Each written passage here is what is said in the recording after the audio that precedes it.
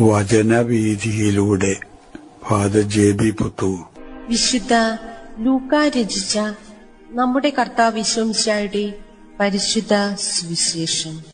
അധ്യായം 5, 12 മുതൽ 16 വരെയുള്ള വാക്യങ്ങൾ. കുഷ്ഠരോഗിയെ സുഖപ്പെടുത്തുന്നു. പിന്നീടൊരിക്കൽ യേശു ഒരു പട്ടണത്തിൽ ആയിരിക്കുമ്പോൾ ഒരു കുഷ്ഠരോഗി വന്ന് അവനെ കണ്ട് സാഷ്ടാംഗം വീണു പ്രാർത്ഥിച്ചു. കർത്താവേ, അങ്ങേക്ക് മനസ്സുണ്ടെങ്കിൽ എന്നെ ശുദ്ധനാക്കാൻ കഴിയും. യേശു കൈനീട്ടി അവനെ തൊട്ടുകൊണ്ട് പറഞ്ഞു, എനിക്ക് മനസ്സുണ്ട്, നിനക്ക് ശുദ്ധിയുണ്ടാകട്ടെ.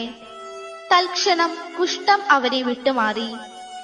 യേശു അവനോട് പറഞ്ഞു, ഇക്കാര്യം നീ ആരോടും പറയരുത്. പോയി നിന്നെ തന്നെ പുരോഹിതന് കാണിച്ചു കൊടുക്കുകയും മോശ കൽപ്പിച്ചിട്ടുള്ളതനുസരിച്ച് ജനങ്ങൾക്ക് സാക്ഷ്യത്തിനായി ശുദ്ധീകരണ കാഴ്ചകൾ സമർപ്പിക്കുകയും ചെയ്യുക. എന്നാൽ യേശുവിന്റെ കീർത്തി പൂർവാധികം വ്യാപിച്ചതേയുള്ളൂ. അവന്റെ വാക്ക് കേൾക്കുന്നതിനും രോഗശാന്തി നേടുന്നതിനും വേണ്ടി വളരെ ആളുകൾ തിങ്ങിക്കൂടി. അവനാകട്ടെ വിജന പ്രദേശങ്ങളിലേക്ക് പിൻവാങ്ങി അവിടെ പ്രാർത്ഥിച്ചുകൊണ്ടിരുന്നു. യേശുവിന്റെ മനസ്സിനിണങ്ങിയ പ്രാർത്ഥന. സാധാരണ മനുഷ്യരെ സംബന്ധിച്ച് പ്രാർത്ഥന എന്താണെന്നും പ്രാർത്ഥനാ ജീവിതം എങ്ങനെയുള്ളതാകാം എന്നും മനസ്സിലാക്കാനിടവരുന്ന ഒരു സുവിശേഷ ഭാഗമായിട്ട് വേണം ഇന്നത്തേത് നാം നോക്കിക്കാണാൻ. യേശു തന്റെ ദൗത്യ നിർവഹണത്തിനിടയിൽ ഒരിക്കൽ ഒരു പട്ടണത്തിലൂടെ കടന്നു പോവുകയാണ്. ആ പട്ടണത്തിൽ കൂടെ യേശു കടന്നു പോകുമ്പോൾ യേശുവാണ് കടന്നു പോകുന്നത് എന്ന് മനസ്സിലാക്കിക്കൊണ്ട് തന്നെ സമൂഹത്തിൽ നിന്ന് എല്ലാ തരത്തിലും ബഹിഷ്കൃതനായി കഴിയുന്ന ഒരു കുഷ്ഠരോഗി യേശുവിന്റെ അടുത്ത് ഓടിയെത്തി യേശുവിനെ പ്രണമിച്ച് യേശുവിനോടായിട്ട് ഒരു കാര്യം ഉണർത്തിക്കുന്നു. ആ കുഷ്ഠരോഗി ഇങ്ങനെയാണ് തന്റെ സംഭാഷണം ആരംഭിച്ചത്: കർത്താവേ, നിനക്ക് മനസ്സുണ്ടെങ്കിൽ എനിക്ക് ശുദ്ധി തരാൻ സാധിക്കും. യേശു ആ മനുഷ്യന്റെ ആയിരിക്കുന്ന സ്ഥിതിവിശേഷം യഥാർത്ഥത്തിൽ മനസ്സിലാക്കി ഉടനെ തന്നെ യേശു ഉത്തരം നൽകുകയാണ്: എനിക്ക് മനസ്സുണ്ട്, നിനക്ക് ശുദ്ധി ഉണ്ടാകട്ടെ. സുവിശേഷകൻ രേഖപ്പെടുത്തി വെച്ചിരിക്കുന്നു, തൽക്ഷണം അവന്റെ കുഷ്ഠം മാറി അവന് ശുദ്ധി വന്നു എന്നാണ് രേഖപ്പെടുത്തി വെച്ചിരിക്കുന്നത്. ഇതാണ് യേശു വിലമതിക്കുന്ന, യേശു കാര്യമായിട്ട് വിചാരിക്കുന്ന ഒരു പ്രവർത്തന ശൈലി. ഈ കുഷ്ഠരോഗി വളരെ വളച്ചുകെട്ടൊന്നും കൂടാതെ വിശ്വാസ തീവ്രതയിൽ ആത്മാർത്ഥതയോടുകൂടെ ഏറ്റവും ഹ്രസ്വമായിട്ട് തനിക്ക് പറയാനുള്ളത് അങ്ങോട്ട് പറയുകയാണ്. അതിന് ഉത്തരമെന്ന രീതിയിൽ യേശു ആ രോഗിയോട് സംസാരിക്കുന്നു.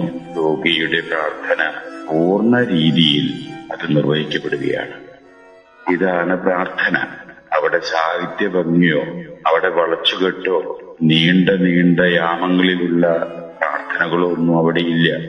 അവിടെ ഉള്ളത് ആഴത്തിലുള്ള വിശ്വാസം, അതിനോട് ചേർന്ന് നിൽക്കുന്ന ആത്മാർത്ഥത, സത്യസന്ധമായ രീതിയിലുള്ള അവതരണം. പ്രാർത്ഥനാ ജീവിതത്തിന് ഏറ്റവും ആവശ്യമുള്ള ഘടകങ്ങളാണതൊക്കെ എന്നാണ് യേശു നമ്മളെ പഠിപ്പിക്കാൻ ശ്രമിക്കുന്നത് എന്ന് വിചാരിക്കുന്നതിൽ തെറ്റില്ല. പക്ഷെ പിന്നീട് നടന്ന കാര്യങ്ങള് യേശു പ്രത്യക്ഷത്തിൽ ആഗ്രഹിച്ച പോലെ അല്ല എന്ന് നമുക്ക് തോന്നാം. പ്രത്യക്ഷത്തിൽ തിന്മയായിട്ട് പോലും കാണപ്പെടുന്ന കാര്യങ്ങളിൽ നന്മ ഉത്പാദിപ്പിക്കാൻ സാധിക്കുന്ന ദൈവത്തിന്റെ പരിപാലനാ വിശേഷം നമുക്ക് ഇവിടെയും ദർശിക്കാവുന്നതാണ്.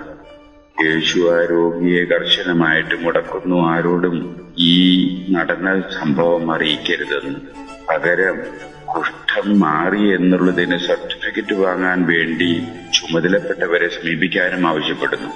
ഈ കുഷ്ഠരോഗിയാകട്ടെ തനിക്കായിട്ട് ചെയ്തു തന്ന വലിയ ആ സഹായം എല്ലാവരോടുമായിട്ട് പങ്കുവെക്കുന്നു. അതിന്റെ ഫലമായിട്ട് ഒരുപാട് ആളുകൾ യേശുവിനെ സമീപിക്കുന്നു പല ആവശ്യങ്ങൾക്കായി.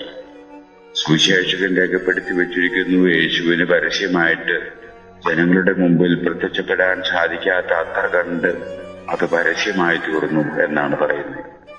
അതുകൊണ്ട് യേശു വിജന പ്രദേശത്തേക്ക് മാറി പ്രാർത്ഥനയിൽ മുഴുകി കഴിയാൻ ഇടവന്നു ഏതാനും ദിവസങ്ങൾ എന്ന് പോലും രേഖപ്പെടുത്തി വച്ചിരിക്കുന്നു.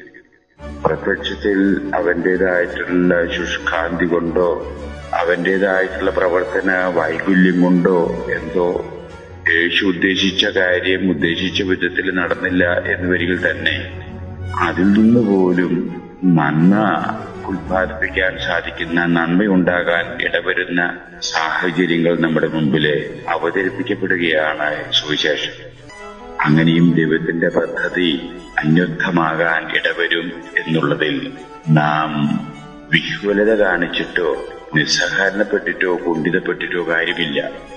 ദൈവത്തിന്റെ പദ്ധതിയാണ് നടക്കേണ്ടത്. പക്ഷെ അതേ സമയത്ത് തന്നെ മനുഷ്യന്റെ ഭാഗത്തു നിന്ന് അർത്ഥശൂന്യമായ രീതിയിലും വക്രതയുടെയും കൗശലത്തിന്റെയും അടിസ്ഥാനത്തിലല്ലാതെ മനസ്സിന്റെ ആഴത്തിലുള്ള പ്രതികരണം അത് ആത്മാർത്ഥത്തോടുകൂടി തന്നെ പ്രകടിപ്പിക്കാൻ ഇടവരുമ്പോ പ്രത്യക്ഷത്തില് അത് തിന്മയായിട്ട് അനുഭവപ്പെടാം എന്ന് വരികിൽ തന്നെ അതിൽ നിന്ന് ഉദ്ദേശിച്ചേക്കാളേറെ നന്മ പുറത്തു വരാൻ ഇടവരുന്ന ഒരു സാഹചര്യം ഇവിടെ നമുക്ക് ദൃശ്യമാണ്.